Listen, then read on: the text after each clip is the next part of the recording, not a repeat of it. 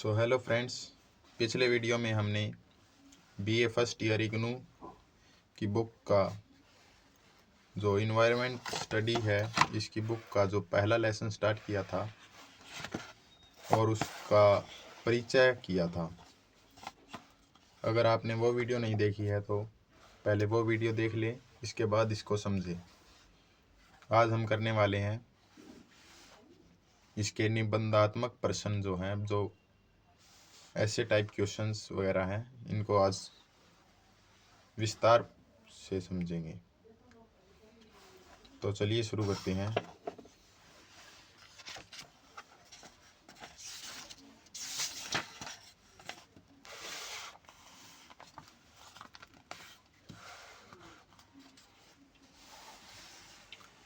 निबंधात्मक प्रश्न है। इनमें जो पहला प्रश्न है, पर्यावरण किसे कहते हैं और इसके घटक विस्तार से समझाइए। पर्यावरण दो शब्दों से मिलकर बना है, परि प्लस आवरण।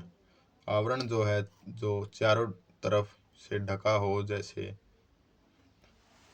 कंबल हो गया, जैसे कंबल ढका होता है, हम जब कंबल ओढ़ते हैं वैसे ही उसी प्रकार इसे आवरण की संज्ञा दी गई है। परि का अर्थ है चारों ओर और आवरण का अर्थ है ढकना। परि जो हमारे आसपास चारों ओर जो है ढका हुआ है, पर्यावरण। पर्यावरण से अभिप्राय सब कुछ जो हमें चारों ओर से ढकता है। कुछ महत्वपूर्ण जो परिभाषाएं हैं, जो ज्ञानी व्यक्ति रहे हैं, जो अपने समय से, पुराने समय से, उनकी जो परिभाषाएं हैं उनके द्वारा जो विस्तार दिया गया है वे समझते हैं। पहले जो एजी टेंसले हैं, एजी टेंसले के अनुसार पर्यावरण का अर्थ हमारे चारों ओर उपस्थित ऐसी वस्तुएं हैं जो हमें प्रभावित करती हैं।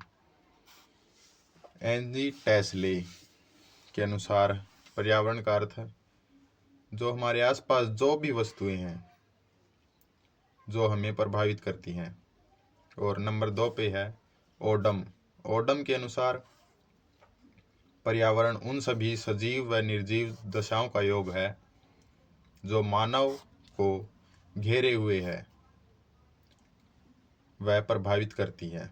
ओडम ने इसे थोड़ा और बढ़ा चढ़ाकर इसका वो वर्णन किया है। कहा है कि पर्यावरण उन सभी सजीव व निर्जीव दशाओं का योग है, उन सभी को मिलाकर बना है, जो मानव को घेरे हुए है और घेरने के साथ साथ उसे प्रभावित भी करती है। पर्यावरण के घटक। पर्यावरण के घटकों को दो भागों में बांटा जाता है।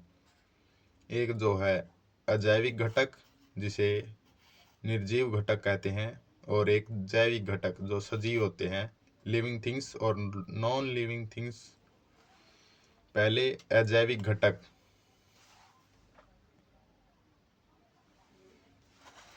अजैविक घटक हैं, इसे निर्जीव घटक भी कहा जाता है। इसका अर्थ वो घटक जिनमें जान नहीं होती, उदाहरण हवा, पानी, सूर्य इत्यादि। अजैविक घटक को 3 भागों में बांटा गया है, वायुमंडल, जलमंडल, भूमंडल। पर्यावरण के घटक। अजैविक घटक वायुमंडल, जलमंडल और भूमंडल। और जैविक घटक उत्पादक, उपभोक्ता और अपघटक।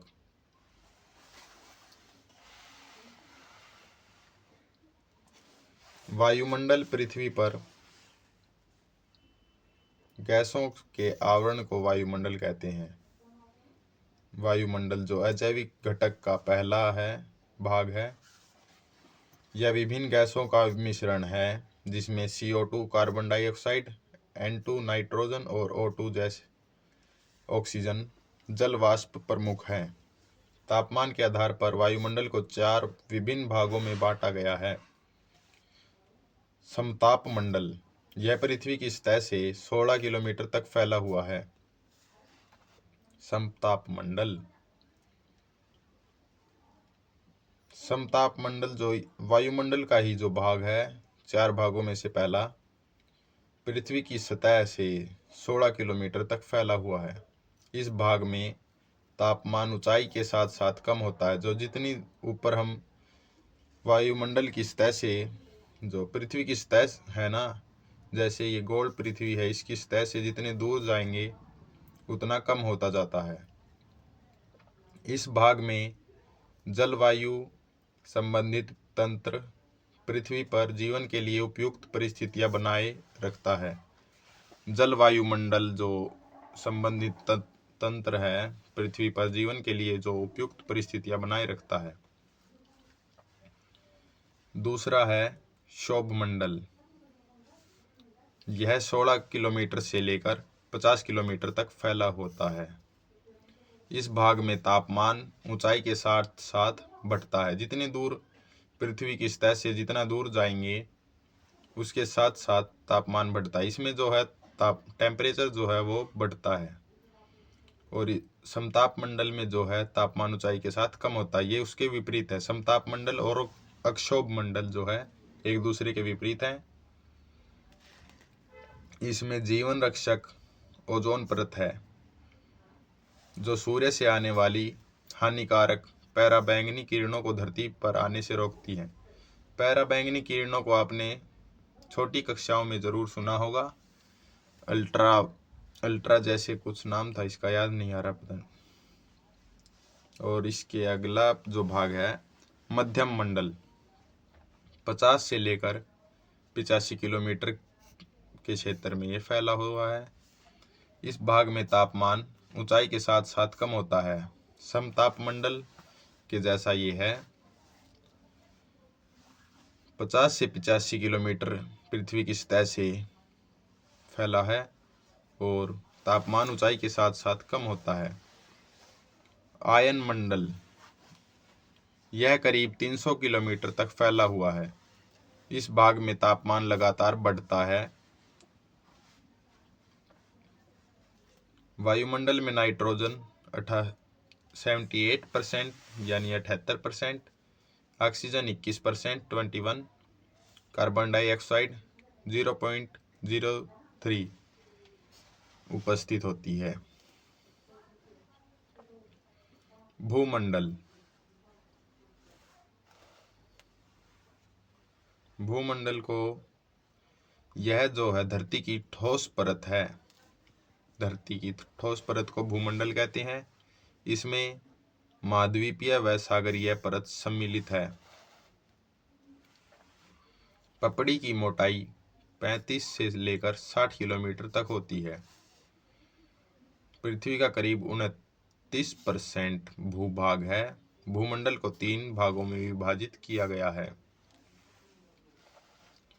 Number 1 crust, number 2 mental. Mental को भी 2 भागों में बांटा गया है, अपर और लोअर, ऊपरी और निचला। और तीसरा भाग है केंद्र, केंद्र, इसको भी 2 भागों में बांटा गया है,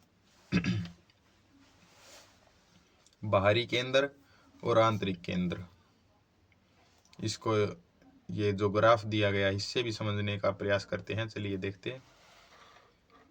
भूमंडल स्तर है ये सॉरी पहले पर जो क्रस्ट है, ऊपरी सबसे ऊपरी परत है 200 किलोमीटर, 200 किलोमीटर अर्धव्यास है 6365 किलोमीटर। निचला मेंटल 660 किलोमीटर। उससे निचला बाहरी केंद्र और ये आंतरिक केंद्र। ये इतना एग्जाम में नहीं पूछा जाता, इसको आप मतलब थोड़ा आप समझना चाहिए वैसे समझ लीजिए, बाकी आगे करते हैं। चलो, जलमंडल, पृथ्वी पर उपस्थित नदियां, झीलें, तालाब, समुद्र, सागर, भूमिगत जल इसी श्रेणी में आते हैं। पृथ्वी पर उपस्थित 97% जो जल है वह खारा है, वह सिर्फ 3% पानी शुद्ध है। अब कल्पना करके देखिए कितना सारा पानी धरती पर उपस्थित है, इसमें से 97% सिर्फ खारा है। हमारे पीने लायक जो 3% पानी है जो शुद्ध है, हम जो पी सकते हैं।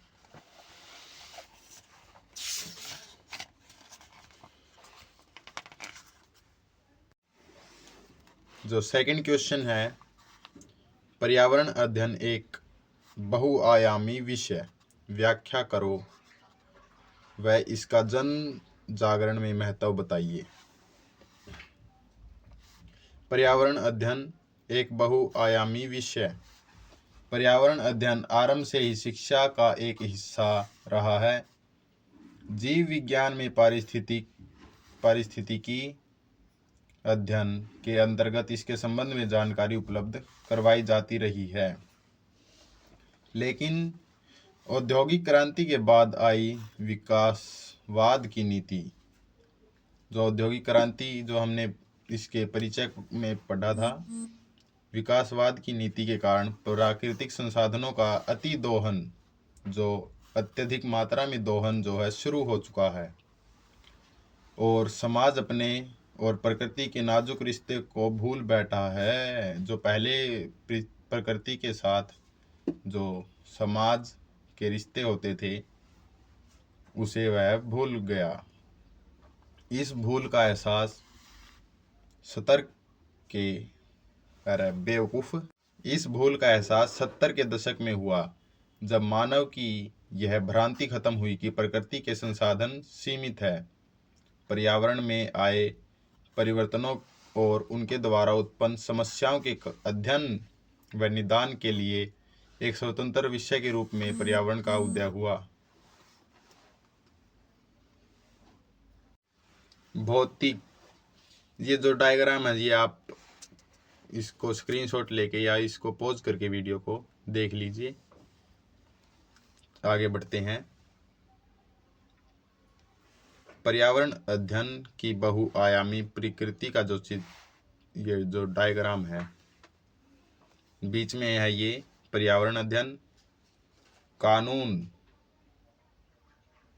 जीव विज्ञान, भौतिक विज्ञान, भौतिक रसायन, रसायन शास्त्र, गणित, भूगोल, सांख्यिकी, वनस्पति शास्त्र, प्राणी शास्त्र, अनुवांशिकी, जैव प्रौद्योगिकी, सूक्ष्मजीव विज्ञान, जैव रसायन, अणु विज्ञान, पर्यावरण अध्ययन प्रबंधन, कला, अर्थशास्त्र, नागरिक प्रशासन, राजनीतिक शास्त्र, समाजशास्त्र, मनोविज्ञान, पत्रकारिता, दर्शन शास्त्र, सिविल, नैनो टेक्नोलॉजी, इलेक्ट्रॉनिक्स, सूचना प्रौद्योगिकी एवं कंप्यूटर, मैकेनिकल।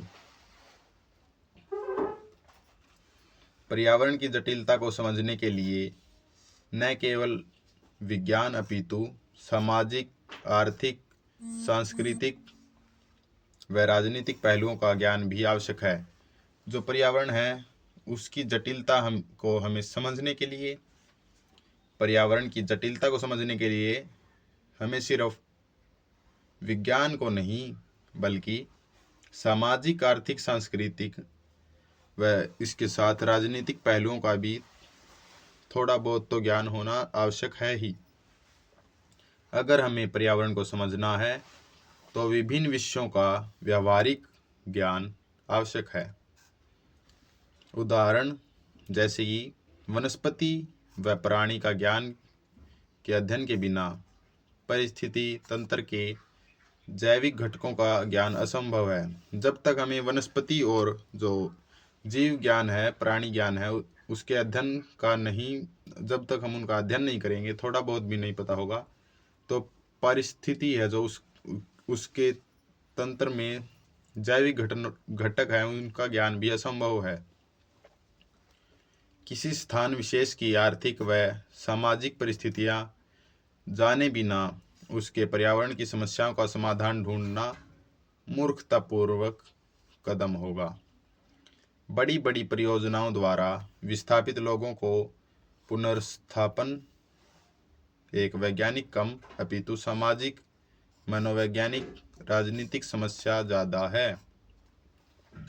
इसी प्रकार प्रदूषण नियंत्रण के लिए प्रयास तभी सफल होंगे अगर तकनीकी ज्ञान प्राप्त है। अतः संक्षेप में यह कहा जा सकता है कि पर्यावरण एक स्वतंत्र एवं बहुआयामी विषय है। पर्यावरण अध्ययन का इतिहास।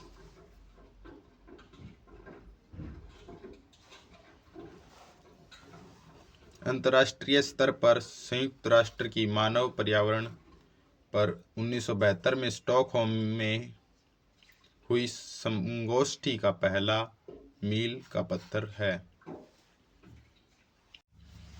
1975 बेलग्रेड में यूनेस्को और यूएनईपी के तत्वावधान में एक संयुक्त कार्यक्रम अंतर्राष्ट्रीय पर्यावरण अध्ययन कार्यक्रम यानी कि IEEP का आरंभ हुआ। 1977 त्बिलिसी में विभिन्न राष्ट्रों की संगोष्ठी पर्यावरण अध्ययन पर संपन्न हुई। जो विभिन्न राष्ट्र हैं 1977 में उनकी संगोष्ठी पर्यावरण अध्ययन पर संपन्न हुई, मतलब संगोष्ठी यानी उनकी खोज। 1977 में अंतर्राष्ट्रीय स्तर पर पर्यावरण अध्ययन व परीक्षण के 90 के दशक में स्वरूप पर नीति तैयार करने के लिए मॉस्को में संगोष्ठी बैठक हुई। अतः 1992 रियो डी जनेरियो में हुई भू शिखर सम्मेलन यानी अर्थ समिट जो 1992 में हुई थी रियो डी जनेरियो, जो कि ये ब्राज़ील की राजधानी उस वक्त थी। प्रारूप एजेंडा 21 के तहत 36वें अध्याय में पर्यावरण अध्ययन और सतत विकास का आधार तैयार हुआ। इस अध्याय का शीर्षक शिक्षा, जनजागृति व प्रशिक्षण था। इस अध्याय का जो टॉपिक था, मतलब जो मेन वो टॉपिक होता है, वो जनजागृति, शिक्षा व प्रशिक्षण था। 2002 में इस विषय पर हुए विकास की समीक्षा के लिए जोहान्सबर्ग में एक शिखर सम्मेलन सतत विकास आयोजित किया गया। पर्यावरण अध्ययन का महत्व। औद्योगिक क्रांति के पश्चात विकासवाद ने एक ऐसी संस्कृति को जन्म दिया जो व्यापक स्तर पर उपभोक्तावादी है। बढ़ते हुए उपभोक्तावाद, जनसंख्या विस्फोट, प्राकृतिक संसाधनों का अतिदोहन इत्यादि ने आज समाज को ऐसे मोड़ पर खड़ा कर दिया है कि अगर हम सचेत न हुए तो सतत विकास की तरफ कदम न उठाए तो मानवता का भविष्य अंधकारमय हो जाएगा। इसी चिंता यानी चिंता, इसी चिंता को सामने रखते हुए पर्यावरण अध्ययन का उदय हुआ है। पर्यावरण अध्ययन का उद्देश्य ही मूलतः इन समस्याओं को समझना व उनका समाधान करना है। पर्यावरण अध्ययन के द्वारा किए जाने वाले कुछ प्रमुख प्रयास निम्नलिखित हैं। लोगों को सघन खेती के विषय में जागरूक करना व इस द्वारा होने वाली विभिन्न हानियों के बारे में मानव को सचेत करना। सघन खेती मतलब जो गहरी खेती होती है उसके विषय में जागरूक करना और इस द्वारा होने वाली विभिन्न हानियों के बारे में मानव को सचेत करना। इस प्रयास का मुख्य उद्देश्य समाज को सतत कृषि की ओर अग्रसर करना है ताकि समाज का विकास हो सके। खनन से होने वाले प्रदूषण, विस्थापन के बारे में अध्ययन ताकि समाज इन समस्याओं का विधि संगत हल कर सके। वैश्विक वैश्विक उष्णता, अम्लीय वर्षा, ओजोन परत को हानि पहुंचाना, क्षय होना उसका जैसी समस्याओं का अध्ययन व उनके उपचार का प्रयास। वन विनाश द्वारा होने वाले दुष्प्रभावों की जानकारी मानव को वन सृजन की तरफ प्रेरित करेगी।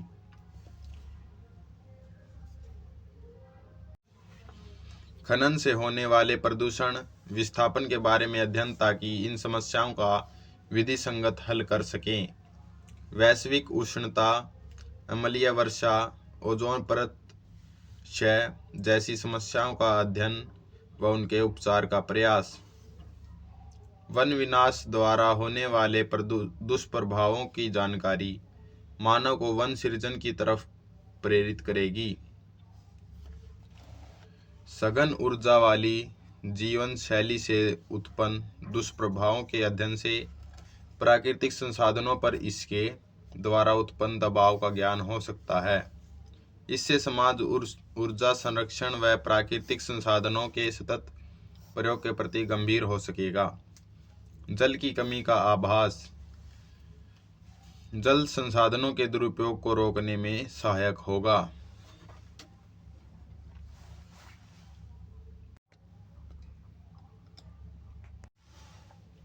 पर्यावरण अध्ययन मनुष्य को मानव अधिकारों के विषय में सचेत करेगा। यह समाज के संसाधनों का नीति संगत व बराबर उपयोग के लक्ष्य को प्राप्त करने में मददगार साबित होगा। संक्षेप में पर्यावरण अध्ययन की महत्ता व प्रासंगिकता निहित है। ऐसे नागरिक तैयार करना जो प्राकृतिक संसाधनों के सदुपयोग और संरक्षण के प्रति सचेत व प्रशिक्षित हों, व समाज के भले के लिए ऐसा करने में सक्षम हो। पर्यावरण साक्षरता को बढ़ावा देना ताकि मानव व प्राकृतिक पर्यावरण की गुणवत्ता को संवारा व संजोया जा सके। जन जागृति की आवश्यकता मानव अपने लिए प्रारंभ से ही प्रकृति से संसाधन जुटाता रहा है। औद्योगिक विकास से मानव का प्रकृति पर नियंत्रण बढ़ता गया। नई नई तकनीकों द्वारा अपने लिए नई नई सुविधाओं को जुटाने लगा। इस जीवन शैली ने प्राकृतिक संसाधनों पर अत्यधिक दबाव बनाया और समाज इनका अतिदोहन करने लगा। मानव पर्यावरण के प्रति उदासीन सा हो गया और इस उदासीनता का परिणाम सर्वविदित है। पीने का पानी, उपजाऊ भूमि, शुद्ध हवा और पीने का पानी, भूमि, यह सब दिव्य स्वप्न से लगने लगे हैं। इसका कारण है मानव की उदासीनता और जन जागृति की कमी। अगर समाज को सतत विकास की ओर अग्रसर होना है और हर नागरिक को स्वच्छ पर्यावरण उपलब्ध कराना है तो यह अति आवश्यक है कि जनसाधारण को पर्यावरण के बारे में जागृत किया जाए। पर्यावरण प्रदूषण से होने वाली समस्याओं के बारे में जनसाधारण को सचेत किया जाए। अंधाधुंध विकास व उपभोक्तावादी जीवन शैली से होने वाले भयावह परिणामों के बारे में जनता को अवगत कराना परम आवश्यक है। अंतर्राष्ट्रीय स्तर पर 1992 में हुआ भू शिखर सम्मेलन इसी दिशा में एक प्रयास था और जन जागृति की महत्ता को इसमें समझा गया।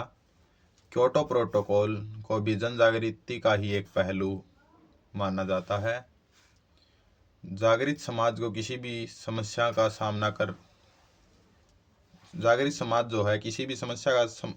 सामना कर सकता है और उसका समाधान ढूंढ सकता है।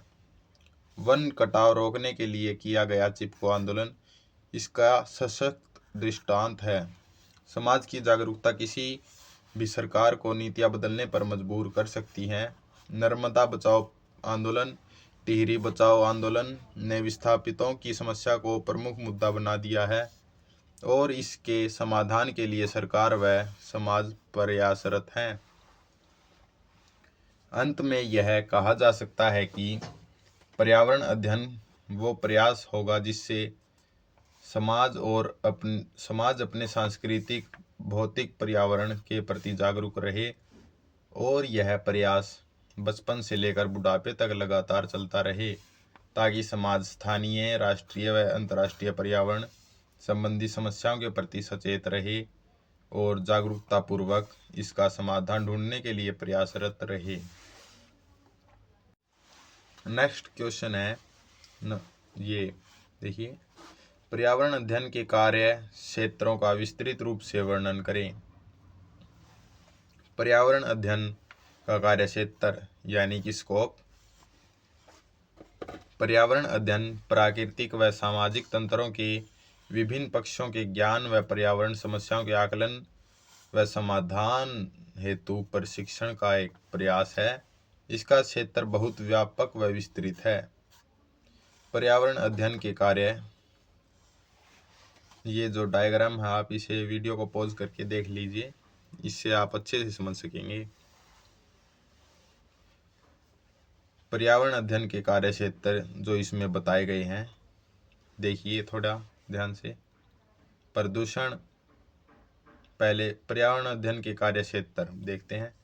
पारिस्थितिक तंत्र, प्राकृतिक संसाधन, जैव विविधता, जनसंख्या, प्रदूषण, सामाजिक मुद्दे, आपदा प्रबंधन, पर्यावरणीय कानून, शिक्षा, गैर सरकारी संस्था, कानूनी क्षेत्र, यांत्रिकी, ऊर्जा ऑडिटर, कंसल्टेंट, काउंसलर, प्रबंधन, जैव प्रौद्योगिकी, आंतरिक एजेंसी, सूचना प्रौद्योगिकी, जनमाध्यम, पर्यटन, अनुसंधान। इसकी व्यापकता को देखते हुए पाठ्यक्रम में निम्नलिखित कार्यक्रम सम्मिलित है। पाठ्यक्रम में वो विषय हैं जो पर्यावरण के अध्ययन क्षेत्र में स्वाभाविक तौर पर आते हैं, जैसे कि पर्यावरण के बारे में तथ्य, यह पर्यावरण के बारे में अध्ययन है। पाठ्यक्रम ऐसा होना चाहिए जो विद्यार्थी को उसके तत्कालीन पर्यावरण की समस्याओं को सीधे तौर महसूस करने का मौका दे। इससे विद्यार्थी का पर्यावरण के प्रति भावनात्मक रिश्ता स्थापित हो जाएगा। यह पर्यावरण में का अध्ययन है। पाठ्यक्रम ऐसा हो जो पर्यावरण के बारे में विद्यार्थी को इतना शिक्षित कर दे कि वो स्थानीय, राष्ट्रीय व अंतर्राष्ट्रीय स्तर पर होने वाले पर्यावरण संबंधी समस्याओं का हल करने के लिए सक्षम हो। यह पर्यावरण के लिए अध्ययन है। इन पक्षों का अध्ययन निम्नलिखित के अंतर्गत किया जाता है। पारिस्थितिक तंत्र, संरचना व कार्यशीलता, प्राकृतिक संसाधन और उनके उपयोग, जैव विविधता और उनका संरक्षण, जनसंख्या विस्फोट व उसके प्रभाव, प्रदूषण, कारण व नियंत्रण, पर्यावरण और सामाजिक मुद्दे, आपदा प्रबंधन, पर्यावरणीय कानून। विस्तृत व बहुविषयक पर्यावरण अध्ययन विद्यार्थी को नागरिक व निजी संकायों में कार्य करने हेतु सक्षम बनाता है। पर्यावरण जो है वो किसी विद्यार्थी को नागरिक व निजी संकाय, मतलब पर्सनल जो फैक्ट्री होती हैं, प्राइवेट उद्योग, उनमें कार्य करने हेतु सक्षम बनाता है। पर्यावरण के विद्यार्थी के कुछ संभावित कार्यक्षेत्र निम्नलिखित हैं। विस्तृत व बहुविषयक पर्यावरण अध्ययन विद्यार्थी को नागरिक व निजी संकायों में कार्य करने हेतु सक्षम बनाता है। पर्यावरण के विद्यार्थी के कुछ संभावित कार्यक्षेत्र निम्नलिखित हैं। शिक्षा, वो शिक्षा के क्षेत्र में प्राथमिक, माध्यमिक व उच्च स्तर पर शामिल होकर अपनी निपुणता विद्यार्थियों को पर्यावरण में शिक्षित व प्रशिक्षित करने में इस्तेमाल कर सकता है। शिक्षा एक ऐसा फैक्ट है जो फैक्ट नहीं मतलब कि एक ऐसा वेपन है जिससे कोई भी विद्यार्थी उसको जितना फैलाएगा उतना ही वह खुद बुद्धिमान होता जाएगा। जैसे इसका अगला पॉइंट समझते हैं। गैर सरकारी संस्थान जो पर्यावरण संबंधी गैर सरकारी संस्थानों में अपनी विश्लेषणात्मक व नेतृत्व क्षमता से इन संस्थानों को लाभान्वित कर सकता है। विधि क्षेत्र पर्यावरण मुद्दों से उत्पन्न विवादों के समाधान के लिए अपने पर्यावरण संबंधी नियमों के ज्ञान का इस्तेमाल कर सकता है। तकनीकी क्षेत्र प्रदूषण संबंधी अपने ज्ञान से वो उद्योगों में प्रदूषण नियंत्रण में सहायक हो सकते हैं। ऊर्जा लेखा निरीक्षक ऊर्जा संरक्षण की महत्ता की पर्यावरण अध्ययन में विस्तृत जानकारी दी जाती है। इस ज्ञान का वो किसी संस्था में ऊर्जा लेखा जोखा बनाने में प्रयोग कर सकता है। प्रबंधन किसी समस्या का आकलन व उसके समाधान ढूंढने की क्षमता प्रबंधन में अति सहायक सिद्ध होगी। विशेष तौर पर वे आपदा प्रबंधन में हो अति सहायक सिद्ध हो सकती है।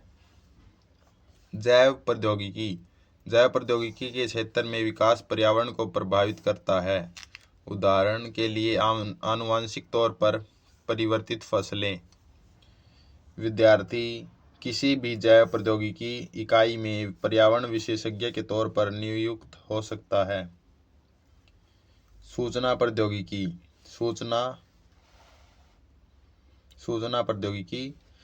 प्रौद्योगिकी का पर्यावरण में उपयोग दिन प्रतिदिन बढ़ता जा रहा है।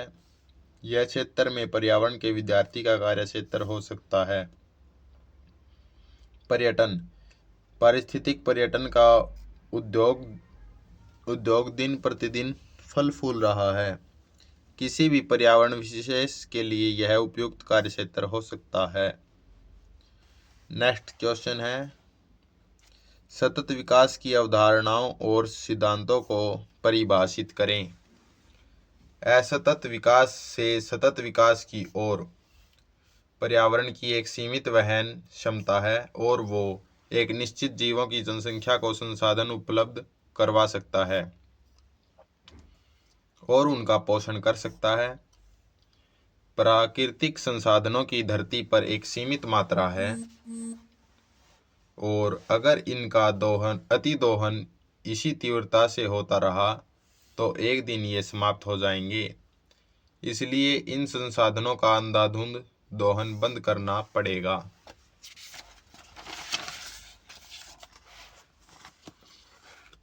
असतत विकास से अभिप्राय उस विकास से है जो लंबे समय तक जारी नहीं रखा जा सकता, क्योंकि यह प्राकृतिक संसाधनों के अंधाधुंध उपयोग पर निर्भर रहता है। आज से कुछ दशक पूर्व तक यह आभास भी नहीं था कि प्राकृतिक संसाधन सीमित हैं और उनके अतिदोहन से विकास की दर क्षीण होकर अंततः रुक भी सकती है।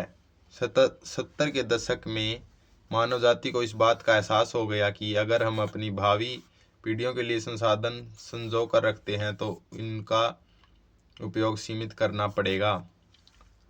इस सोच ने सतत विकास की अवधारणा को जन्म दिया। सतत विकास के विचार की उत्पत्ति तो 70 के दशक में हो ही गई थी, लेकिन इस पर अंतर्राष्ट्रीय स्तर पर गंभीर चर्चा 1992 के शिखर सम्मेलन में ही संभव हो सकी। इस भूशिखर सम्मेलन में रियो अधिघोषणा जारी की गई, जिसका उद्देश्य एक नवीन व समानता पर आधारित वैश्विक सहकारिता का गठन, जो विभिन्न राष्ट्रों में आपसी सहयोग के लिए नए स्तरों द्वारा संभव हो। सन 2002 जोहान्सबर्ग में हुए दूसरे भू शिखर सम्मेलन का निर्धारित विषय सतत विकास था। सतत विकास की परिभाषा के अनुसार सतत विकास वह विकास है जो भावी पीढ़ियों को अपनी आवश्यकताओं को पूरा करने की योग्यता के साथ समझौता किए बिना ही वर्तमान की आवश्यकताओं को पूरा करे। G.H. ब्रंडलेंड। सतत विकास के लिए निम्नलिखित की आवश्यकता है: सभी की आधारभूत आवश्यकताओं की पूर्ति, अंतर्राष्ट्रीय समानता के प्रति चिंतन, विकास के साथ पर्यावरण की सुरक्षा और संरक्षण का एकीकरण, विश्व की पारिस्थितिक पूर्णता का रखरखाव। सतत विकास चरम विकास और अविकास के मध्य की स्थिति।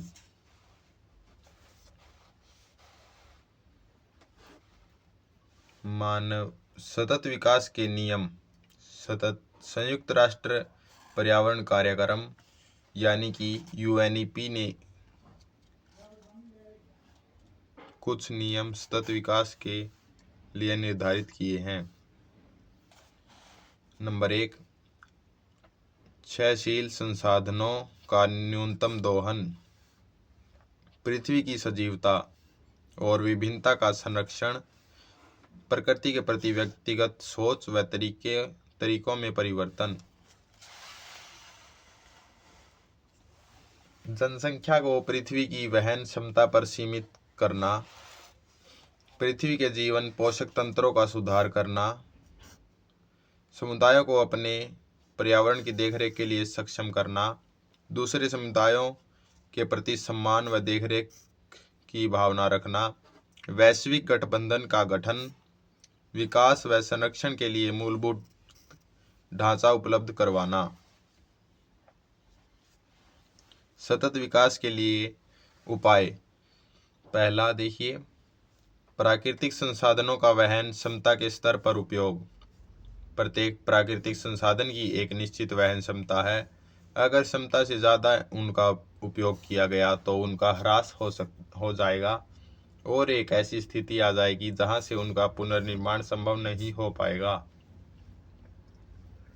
इसलिए प्राकृतिक संसाधनों का उनकी क्षमता के अनुरूप उपयोग करना चाहिए। नंबर 2, अच्छी तकनीक का प्रयोग। हमें उन तकनीकों का प्रयोग करना चाहिए जो स्थानीय स्थितियों के अनुकूल, सांस्कृतिक परिवेश के अनुरूप, संसाधनों का दक्षतापूर्वक उपयोग तथा पारिस्थितिकी हितैषी इको फ्रेंडली हो। किसी भी तकनीक के चयन से पहले कम से कम इस बात का ध्यान रखना चाहिए कि वो संसाधनों का कम मात्रा में उपयोग करे और न्यूनतम कचरा उत्पन्न करे। 4R का मार्ग। यह संरक्षण का एक अच्छा उपाय है। इसमें मुख्यतः उन चीज़ों की खरीद पर रोक लगे जो पर्यावरण के लिए हानिकारक हो।